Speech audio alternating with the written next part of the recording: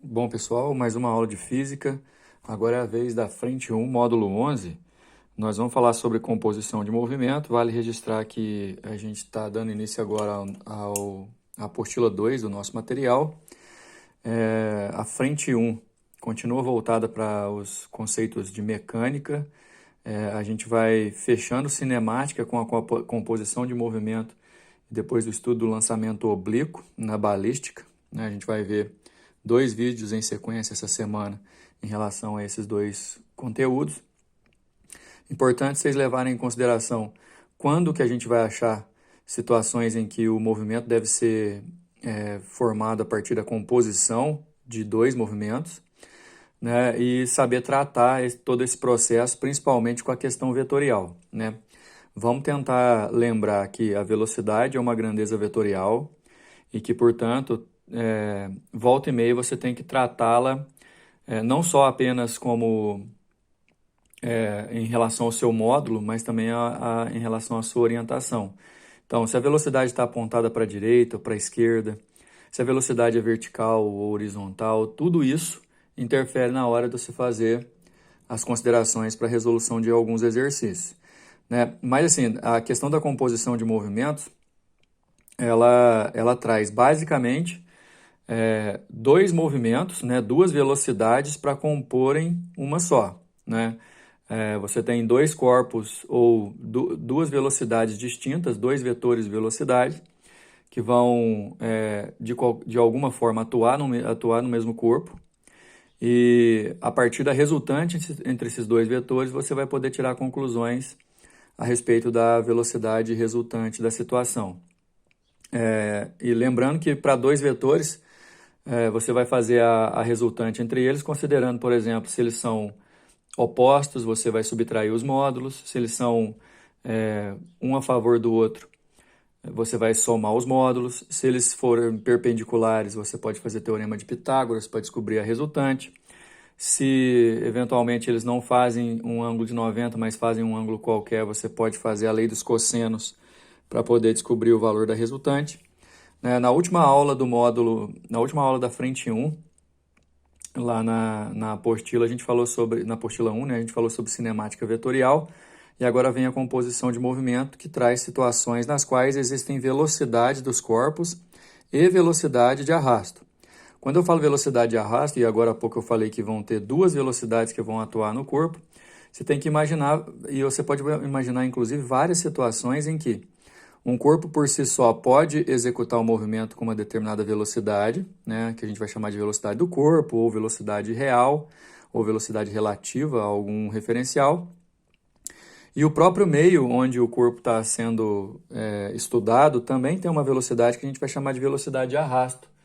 Então, por exemplo, imagine que você está dentro de um carro em movimento, desconsiderando o ar, obviamente, você coloca, você tem nas mãos uma bolinha, né, uma laranja, por exemplo, vamos pensar.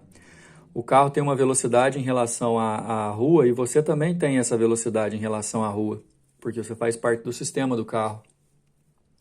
E por sua vez, a laranja que está na tua mão também tem essa velocidade, mas imagina que por algum motivo você coloca a mão para fora e tenta arremessar essa laranja para frente, por exemplo, acompanhando a velocidade do carro. A velocidade que você imprime na laranja ao arremessá-la, em relação ao chão, né, à estrada, não vai ter o mesmo valor do que em relação ao carro. Aliás, em relação ao chão, essa laranja vai ter duas velocidades. Ela vai ter a velocidade que ela já tinha, né, no caso, que é a velocidade do carro, e mais a velocidade que você está arremessando, porque você está arremessando a favor do movimento. Se você arremessasse contra, você estaria arremessando de forma que você ia subtrair os módulos e por aí vai. Ou seja, nessas situações em que você tem velocidade do corpo e a velocidade de arrasto, que é a velocidade do próprio meio onde o corpo está, você vai ter a composição de movimento. Lembrando que essa composição é você pegar as duas velocidades e achar uma resultante relacionando os vetores. Você vai encontrar isso, por exemplo, em esteiras, né? Imagina que você está em cima de uma esteira na academia, por exemplo, e quando você caminha ou corre com a mesma velocidade que a esteira, enquanto a esteira tem uma velocidade num sentido, você vai realizar uma velocidade no outro, né, para acompanhar esse movimento. Em relação ao chão, você fica parado, porque você acaba subtraindo a sua velocidade da velocidade da esteira. Funciona do mesmo jeito, por exemplo, se a gente já vê muito exercício assim, né? Algum móvel, ou uma pessoa mesmo andando dentro de um vagão. Correntezas é o que mais aparece, né? Quando você vai tentar atravessar um rio utilizando um barco, vai haver a velocidade de arrasto da correnteza. Se você for contra a correnteza, ou se você for a favor da correnteza, surtirão efeitos, né? Ventos que interferem na trajetória de aviões, né? Interferem também na velocidade do avião. Se o avião pode desenvolver velocidade a favor ou contra o vento. Escada rolante, se por algum motivo alguém quiser se mover, né, sobre a escada rolante, que velocidade que vai resultar ali se for a favor ou contra a escada rolante em relação ao chão. Então sempre a gente vai ter questões igual a essa que você vai ter que considerar a velocidade do corpo e a velocidade do meio onde ele está, tudo em relação a algum outro referencial. Por exemplo, no caso das correntezas, você vai considerar a velocidade do barco, a velocidade da correnteza e tudo em relação às margens do rio, por exemplo. Nas esteiras e vagões, e o vento, por exemplo, né, que funcionam basicamente do mesmo jeito. O vento não deixa de ser uma correnteza, né, só que é de ar. Você vai também levar em consideração em relação ao chão a velocidade do avião e do vento, qual que é o ângulo entre esses vetores de velocidade para você achar a resultante, ok? Tem que tomar cuidado porque aí você vai ver em todos os lugares falando que a velocidade resultante é a soma vetorial entre a velocidade relativa, que é a velocidade do corpo, mais a velocidade do arrasto. Né? Mas quando eu estou falando mais aqui, não é simplesmente uma soma algébrica não, viu, pessoal? Não quer dizer que você vai pegar um valor e somar com o outro sempre. Essa expressão que está aí na tela, ela representa uma soma vetorial.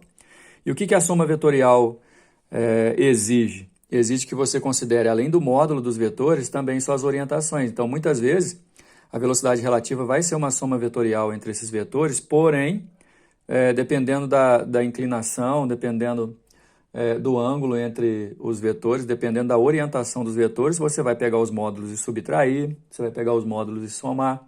Se eles forem opostos, você subtrai, se forem para o mesmo lado, você soma. Tem a questão de formar ângulo, então essa expressão aqui diz que a velocidade resultante tem que ser uma soma vetorial dos dois vetores de velocidade relativa, por exemplo, seria a velocidade do barco, mais a velocidade do arrasto, que seria a velocidade da correnteza, por exemplo.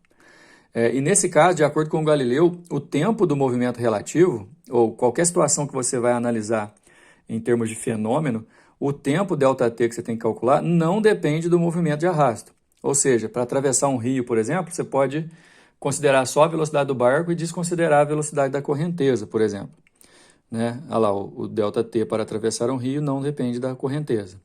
E aí, gente, a gente tem que combinar uma coisa. No exercício, as coisas podem ficar até bem mais claras, né? Eu queria que vocês prestassem bastante atenção nas resoluções que vão seguir.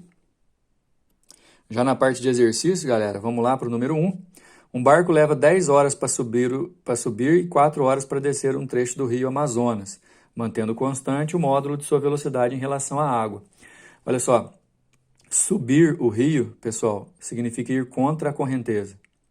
Descer o rio significa ir a favor da correnteza. Tanto é que para subir o mesmo trecho, ele gasta mais que o dobro do tempo que para descer. Por quê? Porque para subir, a correnteza atrapalha, para descer, a correnteza ajuda.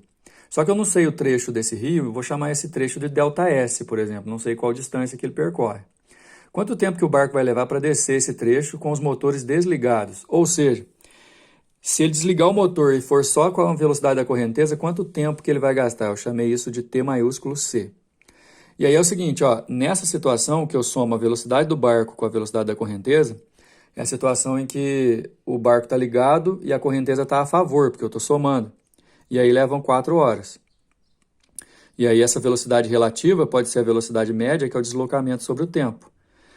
Mesma coisa eu pensando na velocidade do barco subindo o rio, que gastam 10 horas, e aí como ele está subindo, a correnteza é contra, aí eu subtraio. Então, descer o rio, velocidade da correnteza a favor, eu somo. Subir o rio, velocidade da correnteza contra, eu subtraio. né? Nesses dois casos, eu vou ter velocidades resultantes diferentes. Mesma distância, porém, no caso de descer o rio, são 4 horas, no caso de subir, são 10 horas, ok? Vindo para cá, a gente vai fazer o seguinte, eu vou passar o 4 para lá multiplicando e o 10 para lá multiplicando, e aí as duas expressões ficam desse jeito, porque eu quero descobrir a relação entre VB e VC, velocidade do barco e velocidade da correnteza. Como nos dois casos eu consigo achar o mesmo ΔS, eu posso igualar os dois. Então, nesse caso aqui, eu faço chuveirinho aqui, ó, 10 VB, 10 VC, 4 VB mais 4 VC, e isolo. Aí eu descobri que a relação entre a velocidade do barco e a velocidade da correnteza é essa, 7 terços. E aí, em qualquer uma das expressões, eu escolhi essa aqui, por exemplo, eu posso substituir a velocidade do barco por 7 VC sobre 3. Só que, se eu pegar só a velocidade da correnteza e multiplicar pelo tempo, eu vou descobrir essa distância também. Né? Então, eu peguei essa expressão aqui do ΔS, ó. Esse ΔS eu posso pegar a velocidade da correnteza e multiplicar pelo tempo que a correnteza gasta para poder varrer esse mesmo deslocamento. E também posso fazer 4 vezes VB mais VC, porque também vai dar o mesmo deslocamento, que eu chamei de ΔS no começo. E aí, na hora que eu faço isso aqui, faço a substituição do VB por 7 VC sobre 3, eu fico tudo com VC. Todos os termos têm VC, aí eu posso eliminar o VC. Ó. E aí vai ficar como incógnita para mim só o T, olha só. Então, o tempo vai ser 28 terços mais 4. Isso aqui está em hora. Esse aqui é uma hora inteira, são 4 horas inteiras, desculpa. O 28 terços eu posso separar em 27 terços mais 1 terço, porque aí 27 terços dão 9 horas exatas. Mais 4 horas exatas são 13 horas. E 1 terço da hora, galera, a hora tem 60 minutos, 1 terço dá 20 minutos. Então, a nossa resposta, letra B, 13 horas e 20 minutos. Número 2, uma pessoa caminha horizontalmente, em linha reta, com velocidade constante de módulo V sobre 2 em relação ao solo terrestre.